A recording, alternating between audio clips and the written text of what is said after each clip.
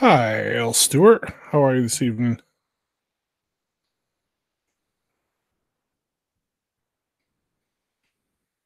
Hey, Chris. How you doing this evening? Can you folks hear me all right? David, how are you?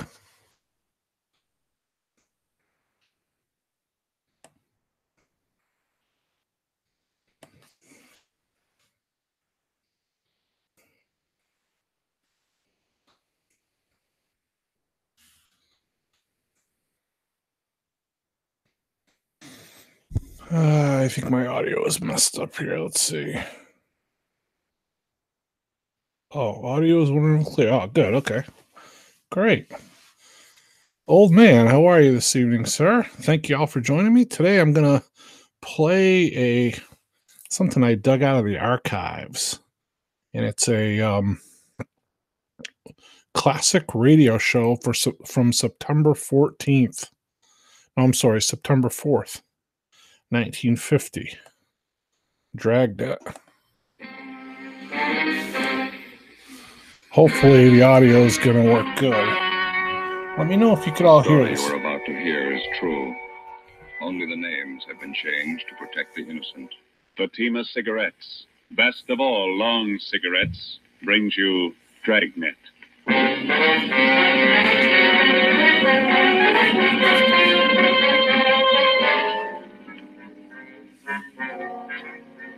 You're a detective sergeant.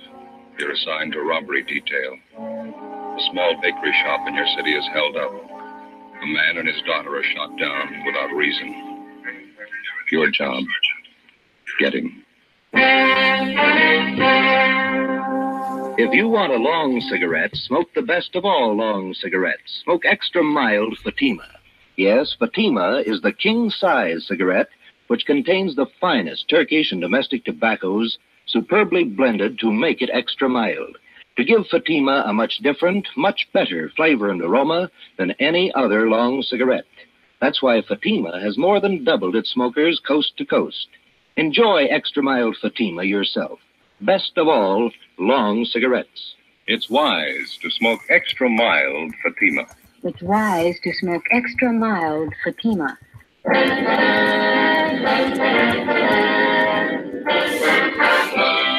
Dragnet, the documented drama of an actual crime. For the next 30 minutes, in cooperation with the Los Angeles Police Department, you will travel step by step on the side of the law through an actual case from official police Daniel. files. From beginning to end, Welcome, from crime brother. to punishment, Dragnet is the story of your police force in action. It was Tuesday, November 3rd. It was chilly in Los Angeles. We were working the night watch out of robbery detail. My partner's Ben Romero. The boss is Captain Ed Walker. My name's Friday. It was 5 minutes to midnight when we got to 318 Silver Avenue, Stendel's bakery shop. Yeah? Romero and Friday sent for robber. I'm Jacobs, Unit 16R. My partner Olson's back there in the shop talking to the owner. You answered the call, did you? Yeah, must have been a crazy man shot two of them down, cold blood. There they go in the ambulance now. Shot up pretty bad. Mm-hmm. Who runs the place? Swedish family named Stendal. Father, mother, two daughters. All four of them work in the bakery here. Mm-hmm. They all here at the time of the robbery? Yeah, the holdup man shot the father and the oldest daughter. The mother and the younger girl are in the back, straight through that door. Okay. Thanks, David. Right, Sergeant. Joe, on the side of the door here. Looks like a bullet hole. Hey, Jacob. Yeah, Sergeant. You want to call into the crime lab, ask them to send somebody out? Right. Thank you. Right. You Olson? That's right. Romero and Friday sent for robbery. Oh, how are you? These are two of the victims, Mrs. Signey Stendhal. The girl's her daughter, name's Jennifer. Any other witnesses? Not so far. Neighborhood around here is pretty deserted this time of night. Hold-up man made a fast getaway. The two people who were shot, what kind of shape are they in? Father, Mr. Stendhal, he's got a bullet wound in the right shoulder. Older daughter's a lot worse. Her name's June. 19 years old. Shot 4 or 5 times through the stomach. Mm-hmm. You want to stand by? Right, yeah.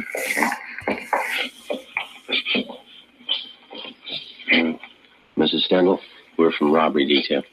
Ja, how do you do? How do you do? Jenny, var snäll och se ansiktsplats för herrarna. 2 stolar. Yes, Mama. You will excuse me for not getting up, officer. I don't feel so well. It's perfectly all right, ma'am. Chair for you, officer. Oh, thank you. I get it. Thank you very much. You and your daughter here were in the front of the bakery shop at the time of the robbery. Is that right, Miss Stendhal? No. Jenny was back here with her father. That's Lars, my husband. Jenny and I were in the shop in front. So who were you with there? Jenny and I. You? Mama means June, my older sister. She calls her June. Yeah, June. Oh, yeah. You mind telling us what happened? Well, June and I was scrubbing the floor of the shop. Every Tuesday night we scrubbed the floor of the shop. Then this man came in and pointed a gun. He wanted our money. About what time did he come in? 11:15, 11:20. I don't remember for certain. He wanted our money and I gave it to him. How much was that, ma'am? Jenny, du vet. Hur mycket pengar var det förresten? $24. Yeah, $24. Just the paper money. He took it and put it in his pocket. You, my daughter, she started to cry. The man hit her. She cried some more. Then Lars and Jenny came running from the back. Yes, ma'am. The man pointed the gun. He made Lars and me and Jenny stand against that wall. But not you. He took hold of her. Jenny, hur ser du det? Den vägen din mannen. Han var där. It was getting fresh with her, Mama. The man tried to get fresh with June officers. June hit him. He tried to drag out the door with him. Yeah, Jenny hit him. Hit him good. And he went like that, threw her against the counter and pushed June down. Crazy man. Crazy look. He kicked her. Mm-hmm. Then Lars, my husband, he ran at the man. He heard the gun loud. And Lars fell down. And I screamed. Yeah. Jenny screamed. I turned and I saw the man standing over you. He pointed the gun down at her. Yes, ma'am. Crazy look on him. He kept shooting her 4, maybe 5 times. Jenny screamed. She kept screaming. The man ran out the door. It's all right now, Miss Kendall. Had either one of you ever seen this man before? No. Neither did I. Would you know him if you saw him again? Yeah, I think so. I would, officer. I got a good look at him. He was wearing a blue cap like a baseball player wears. Mm-hmm. How'd he get away? Was he on foot or did he have a car? Nobody followed him, but after he left, I heard a car start up down the block and then it drove away. Do you have anything else to add, Mrs. Stendhal? I hope you catch the man. He's bad. Please catch him. Yes, ma'am. We're going to try. Jenny, var snäll och ge mig Nichols ifrån kassan. Yes, Mom.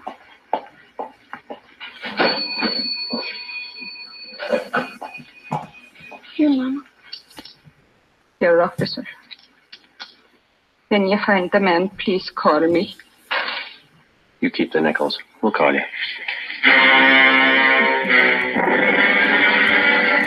Before we left the scene of the robbery and shooting, Mrs. Stendhal and her daughter gave us their description of the hold-up man, together with the clothing he wore.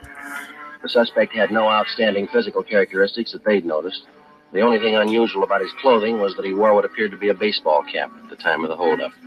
She described the cap as light blue with a visor. Together with Officers Bechtel and Lopez from Central Robbery, we canvassed the immediate neighborhood for other possible witnesses. We found none. The next morning, we went up to the hospital. The condition of the older daughter, June, was critical. We interviewed the father. He could tell us nothing. At 10 a.m., Mrs. Stendhal and her younger girl, Jenny, were brought to the office, and we started them looking through mug books of parolees previously convicted of armed robbery.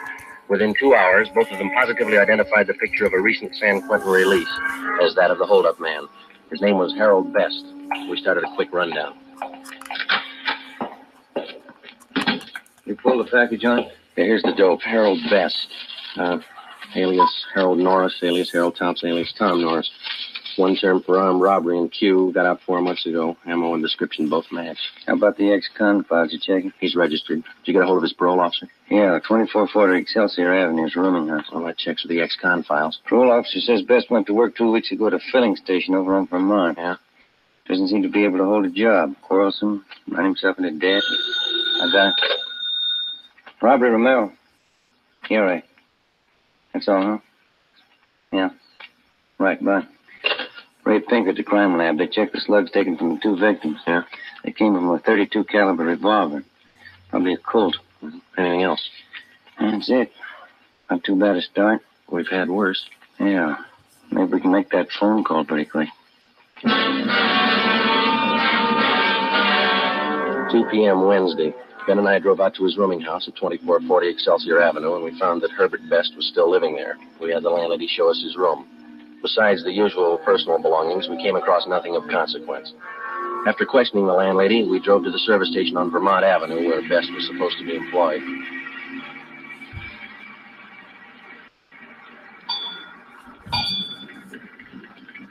I don't see anyone around.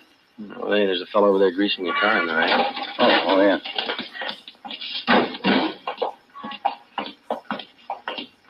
That looks like Best. Mm-hmm. Hey, fella. You. Al? Can you tell us if there's a Herbert Best working here?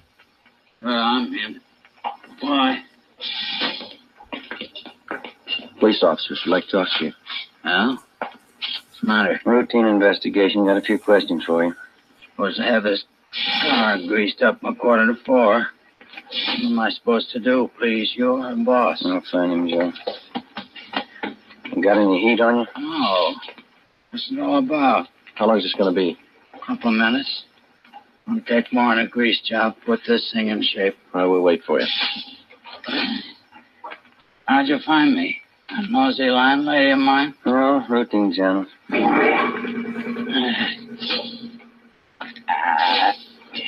Every fettin' on this trap was froze. Piece of junk. Well, what's it all about? Got a few things to straighten out, Best. How long you been working here? You didn't drive out here for that. That's not your game. What's the pitch? Routine investigation. We'd like to know where you've been spending your nights. For instance? Sunday night? Where were you? Well, I don't know. I went to a show. Yeah, I saw a Mickey Rooney picture. Where? Downtown. I had a beer after the show. Come home. Oh, how about Monday night? I went home after work. I was pooped. Went to bed early. Can you prove it? Landlady saw me come in, always snooping around. She ought to know if I was there or not. How about last night, Tuesday? Played some cards with a friend of mine, him and his wife, Penny Annie Booker. Where? Their place, it's down on Pico, near the park. You can ask them. What time did you get there? I'm not sure, about 8 o'clock, I guess. What time did you leave? What's it all about? What time did you leave? Around midnight, yeah. Must have been around midnight. What'd you play with your friend and his wife? Poker.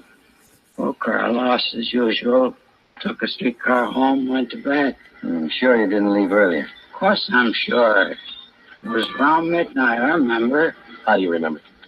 I looked at my watch. Good enough for you? What time did you get home? Well, it takes about a half hour on a trolley. Must have been about 12:30. Did your landlady see you come in? I don't know if she saw me or not. Always snooping around. Probably did. You're not sure? No, of course I'm not sure. She looks for me. I don't look for her. You own a gun, Best? You know better than that, copper. Ex-cons can't have a gun.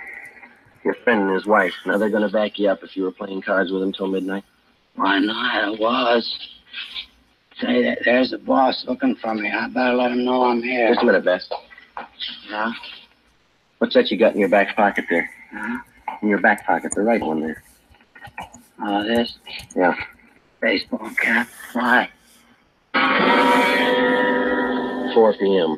Ben and I checked the suspect's locker at the service station and then drove him back to the office, the interrogation room.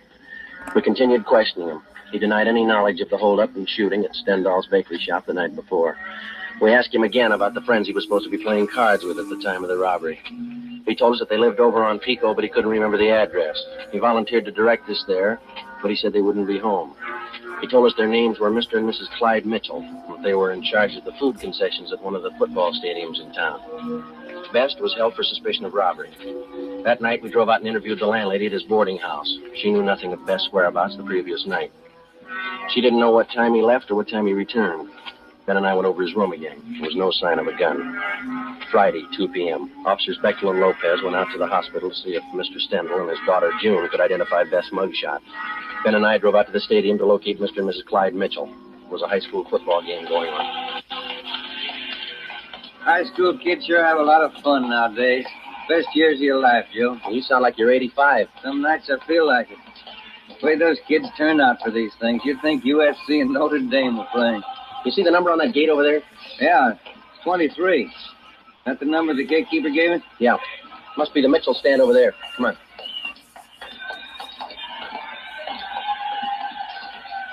Well, miss, can you tell us where to find Mr. and Ms. Mitchell? Yeah, around back to the stand. You knock on the door. Thank you. Yeah, come on in. You Ms. Mitchell? It's all right. What is it? Police officers. I'd like to talk to you if you have a few minutes. All right. I'm having a bite of lunch, but come on in. Shut the door. Yes, ma'am. Thank you. You know, the food business, you never get a chance to feed yourself. Yes, ma'am. Hey, you care for some of these? New kind of potato chip. Revolutionary, it says. Oh? Mother Thompson's puff chips, flavored. Got all kinds, see? These here are a combination, see, garlic and eggplant. Sure tastes different. Have some? No, thank you. Thank you. See, we're inquiring about a friend of yours, Ms. Mitchell. Maybe you can tell us something about him. No, who's that? Man by the name of Herbert Best. Herb? Yeah, old-time friend of my husband's. What do you want to know? You see him quite often, do you, Miss Mitchell? Mm-hmm. Once, twice a month. Clyde and I play cards or go out bowling with him. Herb's pretty good company. Mm-hmm. When's the last time you saw him? Early this week, Tuesday, I think it was. Sure, it was Tuesday. Let's see, yeah. It was. We played cards. Why? That's your play? That's right, a little poker. Clyde, Herb, and me. What time did Best get to your place, Miss Mitchell? Right after I finished up with the dinner dishes, around 7:45, I'd say. How long did he stay? A couple of hours. We sat around, had a few drinks, played poker, nickel limit. What time did he leave? Do you remember that? A little before 10, I think. You sure that, ma'am, it's important? Sure as I can be. Must have left before 10 because Clyde and I listened to the 10 o'clock news alone. Then we went to bed right after. Your friend Best tells us he didn't leave your place until midnight. Oh, that's not right. There must be mixed up. He left before 10, I'm sure of that. All right, Miss Mitchell. Thank you. So I hope I haven't said anything I shouldn't have. I know Herb's next con. Yeah. He likes to gamble. I'm not checking up on him for Tuesday night, are you? That's right. You playing too much poker? We're not playing enough. 3:30 p.m. We located Mr. Mitchell, corroborated his wife's story, and then we went back to the city hall. Officers Bechtel and Lopez were waiting for us. They told us that they had seen Mr. Stendhal and his daughter, June, at the hospital. Both of them had identified Herbert Best's mugshot as that of the holdup man. At a show-up, Mrs. Stendhal and her daughter identified Best. We checked auto records for all stolen cars that might tie in. There were none. We then started to work on the theory that he'd taken a bus from his friend's place where he had been playing cards to the Stendhal bakery where the shooting took place. Lopez and Bechtel rode the bus over the same route. It took 43 minutes. Plenty of time for Best to have gotten from one place to the other, even on a slow run. We interviewed the bus driver who'd been on duty that particular line Tuesday night between 10 p.m. and midnight. He identified Best as one of his passengers, but he didn't remember where he got off. The next morning, Ben and I met with Ed Walker, captain of robbery. Hi. How'd you make out? Just so the deputy DA laid out the case for him. Yeah? We got the complaint. He'll be arraigned this afternoon. How strong a case you got? Well, each one of the Stendhal family identified Best. His alibi didn't stand up for Tuesday night. Uh-huh. And we got that bus driver. He tapped Best, too. And that blue baseball cap. All we need now is the holdup gun. I hate to spoil it for you. This letter just came through in the mail. Have a look. Thanks. What do you think? I read in the paper this morning about Herbert Best. You got the wrong guy. I'm the one who held up that baker. Every detail about that robbery's written down in that letter. The information wasn't in the newspaper story. Nobody else but the holdup man would know all those details. Yeah, wait a minute. Listen to this. Yeah. If you don't believe I'm the right man, I'll shoot up a couple of more jerks. Next time, I'll kill him. It's no crank letter. No, it isn't. You got the wrong man. You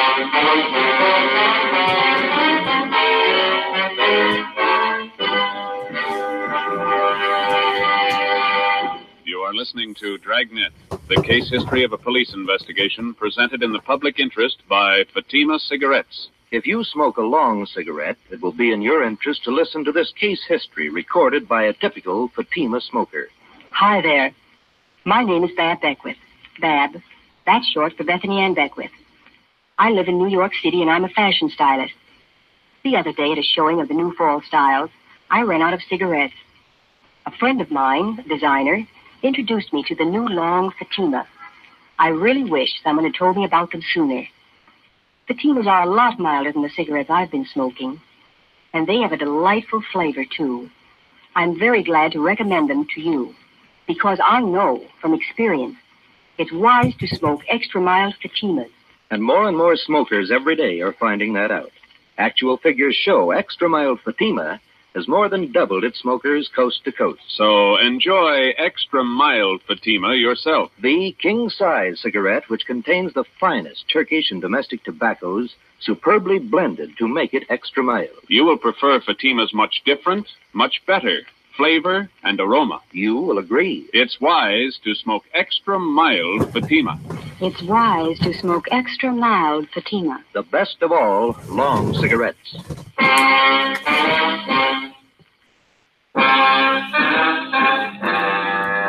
After we received the anonymous letter in the mail confessing to the Stendhal Bakery holdup, we met with the deputy district attorney. We acquainted him with the new facts in the case.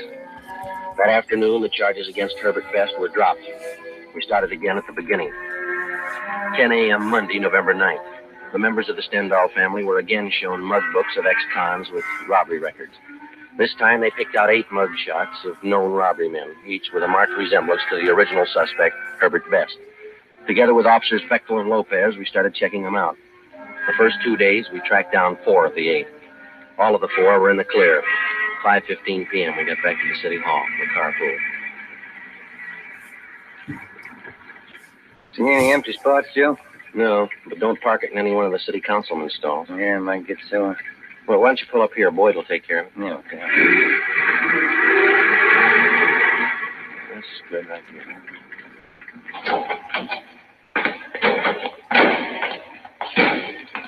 Doggone it, I knew there's something I forgot to do. What's that? Oh, they had an underwear sale today. That place down in South Fake, shorts, T-shirts. Mm-hmm. Wife told me to be sure and get down there. Well, there'll be another one.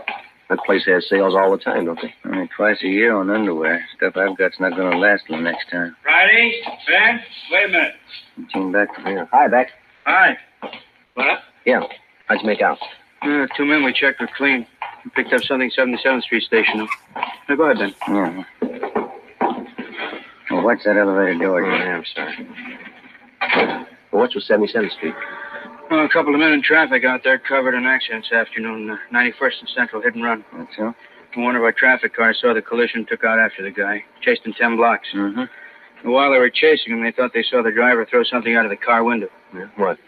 I'm coming to that. When they finally pulled the car over, gray coupe, the driver told him his shoulder was wrenched in the accident. He was on his way to his own doctor. Mm-hmm. Our men took him to 77th Street, had the doc there look at him. Yeah. Well, the doc was treating the guy. Only one of the officers was in the room. Mm-hmm. When he turned to get a drink of water, the suspect slugged him, then the doctor. Jumped out of the window, got away. Teletype's out on him. He went to an awful lot of trouble to beat a traffic rap. Yeah, that's the way I impressed the boys out there. They got out of broadcast. The guy went back to the spot where they thought they saw the guy toss this thing out of his car when they were chasing him. Did it pay off? They found a .32 Colt revolver. Russ Camp's checking it now in the crime lab. What did we say the man looked like? Description measures pretty close to our holdup guy. I get it. Robbery Friday. You bet. Thanks. Yeah. Oh, yeah, Russ. Yeah. Okay, fine, right. Russ Camp checked the .32 revolver with the slugs in the Stendhal case. Yeah. Positive make. The gray coupe, which the unidentified suspect had been driving, had been checked out by traffic officers at 77th Street Division. They had found that the owner and driver of the car was a man named Bruno Stock, a two-time loser with a page full of major and minor crimes to his credit. We checked his mama sheet, and we got out a broadcast on him in an APB. A stakeout had been placed at his last known address. We picked up a sandwich and a cup of coffee for dinner, and then we started checking out Bruno Stock's relatives and friends. By 6 o'clock the following night, we still had no idea where he was. A little after 9 p.m., we got a call from an informant who told us that a Tommy Josephson, a small-time thief and reputably a friend of Bruno Stock's, wanted to talk to us. We found him in a small apartment over on West 6th. One thing I want to set you straight on. Bruno's no friend of mine. He's in on the heavy rackets. No heavy racket man's a friend of mine. All right, we got it. Now where's Bruno? He came here tonight, 6:15. Moved right in on me. Didn't even ask me. What do you want with you? Now, you remember, Bruno's no friend of mine. Yeah, we got that. Now, what do you want? A gun. He knew I had one. I keep it for self-protection. You can't trust these heavy men. Did you give him the gun? Give it to him. He took it. Shook me down like a rat. Made me go out and buy dinner for him. My own dough. Had to bring it back here from. Yeah. Bruno's no friend of mine. What he does with that gun is his grief. It's out of my hands. When did he leave here? An hour ago, I think. Maybe a little less. Shook me down like a rat. Real heavy guy. Where was Bruno going? I don't know. He's crazy. All them heavy guys are crazy. Talk like somebody with a paper head. Did he tell you where he was going? See a friend of his over in Dogtown. The guy runs a bowling alley. Bruno's going to borrow his car. What for? He's heavy, I tell you. Said he was going out on a heist tonight. Did he ever write you guys a letter? Why? Well, he told me he was going to prove what he wrote to you. Crazy. I didn't get it at all. Yeah. Said he was going out to kill a couple of jerks. 9:30 p.m. We got the address of the bowling alley run by Bruno Stock's friend, and we called the office. An alert for the suspect was broadcast immediately. Together with Gene Bechtel and Lopez, we drove to the bowling alley. Ben and I went in. Bechtel and Lopez covered the outside. It's a good crowd. I wonder where they do business. I don't see any counters. No, neither do I. Oh, yeah. There it is. Way over in front. Oh, yeah. There's nobody behind the cash register. How about that fellow in the white T-shirt standing by the cigarette machine? Yeah, looks like he works here. Let's go. Joe, the guy with him. Just turn towards Bruno, come on. He sees us. He's going for the back. All right, you, let's hold it up. Come on. He ducked in there to the right, Joe. Down behind the alley. Hold it up, Stock. The window, Joe. Went right through it. Come on. Here. There he is. Get out. Joe! He's in there, Beck. Cover the front. Right. Over the fence, Joe. There he is. All right, give it back. Yeah. Come on.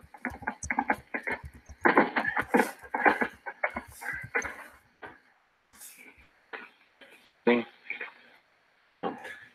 Got to be in the yard someplace. Where'd it come from? I can't see. Keep down. Backstairs of that house. There he is. Give it up, Stock. All right, mister. Get tagged. Come on.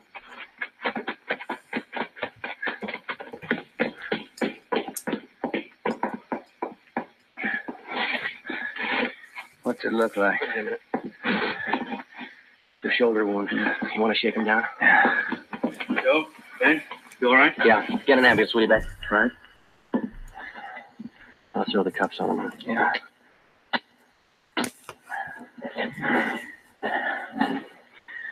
Well, that's it, Joe. Yeah. Where you going? I got a phone call to make. The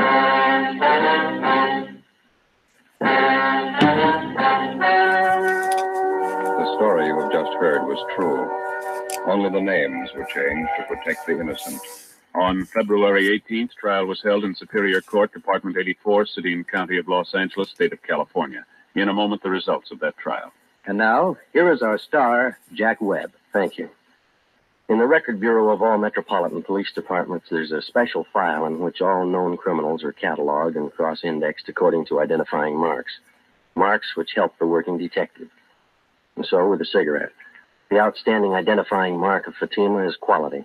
The careful selection and blending of only the finest Turkish and domestic tobaccos to make Fatima extra mild. Now, if you're a long cigarette smoker, you'll find, like I did, that every pack is extra mild. You'll find it the best of long cigarettes. Smoke Fatima.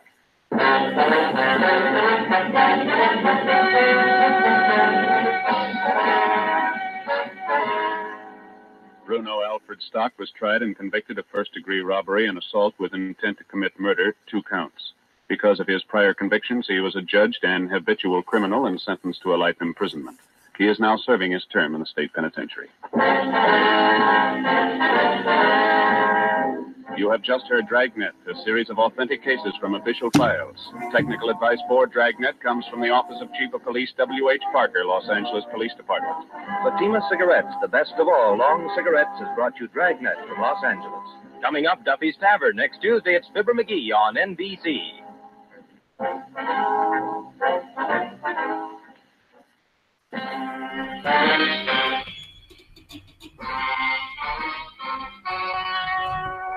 The story you are about to hear is true.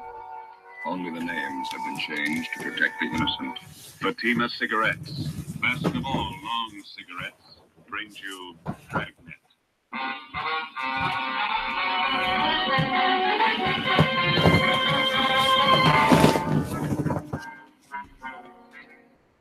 You're a detective sergeant. You're assigned to robbery detail. A small bakery shop in your city is held up. A man and his daughter are shot down without reason. Your job, get him. All right, thanks for tuning in, everybody. That was the end. There was just the promo for the next one, but I gotta subscribe to a thing, an archive thing. I get tons of this stuff. If you guys like them, or if you have a certain thing you want me to search for, I can try to do that.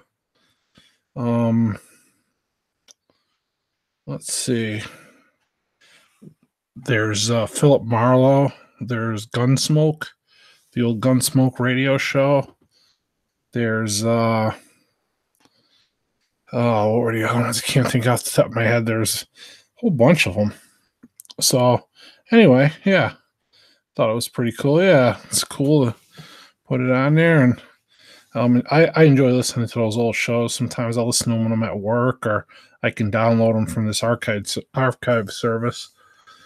So I'll download them, listen to them when I'm working and stuff. Just kind of make the time go by.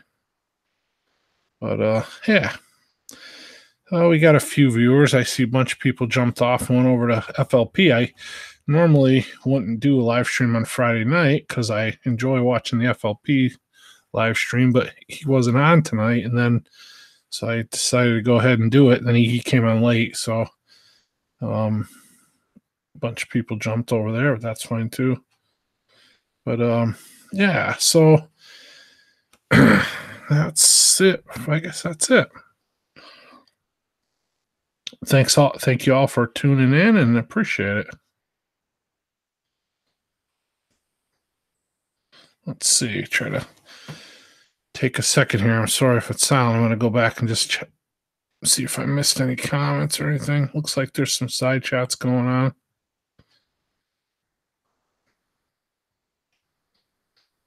on. Yeah, those bills, I think, are those the same ones you commented, Richard? Those bills, I don't have it open, but you commented on one of my videos, my YouTube videos. I think that might have been the HR ones, might have been in there. I have to try to look into those. I know my state representative, her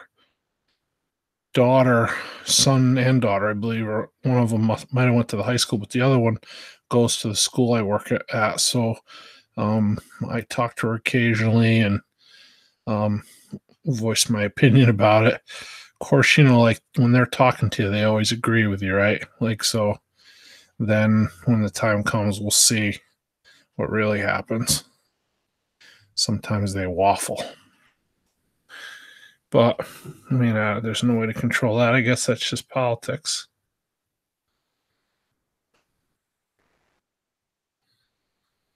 But, so that's... If you missed any other comments, looks like just side chat pretty much, right? Let's see, I'm just going to scroll through.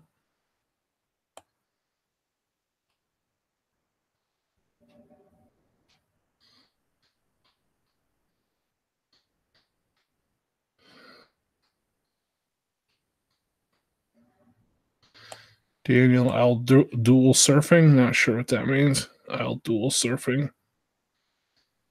See you at FLP. Oh, Richard's taking off and going to FLP. All right, yep. See you, Richard. Connecticut, so yeah, Connecticut's bad. That's where I'm at, David. They are getting bad. Have a great night, Rich. Thanks for coming in. Appreciate it. Thanks for joining us. Yeah, I know you're in Maine, David. I know you guys are a lot better off up there. New York, Mass, and Connecticut are, I'd say, probably the three worst, or maybe top 5 or at least 10 in the whole state. I'm sure they're in the top 10. I don't know about top 5. I know there's others, California, but yeah, Connecticut stinks. The mass plants in southern Maine are getting hard to combat. They're coming up from Mass, yeah. Yeah, it's like I had a place in Vermont, right? I think you get out of the city, you go up there to go hunting or just have a weekend place or do whatever. But yeah, you and FLP same time. You get the yeah. I was saying, I don't know if you were in here when I was saying, Daniel, but I normally wouldn't come on Friday night, but FLP usually comes on earlier, and I didn't see him. I didn't think he was going to be here, so I decided to jump on. And then he came on late. Mostly everybody took off, I guess, from here anyway after that. But yeah, so I didn't realize he was coming on. For some reason, I thought he usually came on like 8 or 8:30. I'm usually working, so I don't always catch the beginning of it, so I wasn't sure the exact time. But when it got to be after 9, I was like, oh, there's no way he's always on by now. But I'm not working tonight, so I decided to jump in. Richard Chamberlain, yeah, California is tough. California, I know Mass is really tough. Daniel God was my judge. I was something. Thank you for channel for all your. Well, thanks. Be prepared. I appreciate it. Appreciate you tuning in. Dave, we're gonna go jump over to FLP. Okay, that seems to be the consensus. Probably head out then. I guess everybody's going over there. So, that was it anyway. Just wanted to play the show and Jersey, huh? Yeah, that's probably a tough one too. I'm not familiar with the gun laws down there, but being so close to New York and seems like all the surrounding areas. How is Jersey for Second Amendment laws or gun rights? I don't think anywhere in New England. Well, actually, that's not true. Vermont is got pretty liberal gun laws, or not liberal, conservative gun laws, I guess. Jersey's awful, yeah. Huh. It doesn't surprise me. But I have a split screen in 2 ears. Yeah.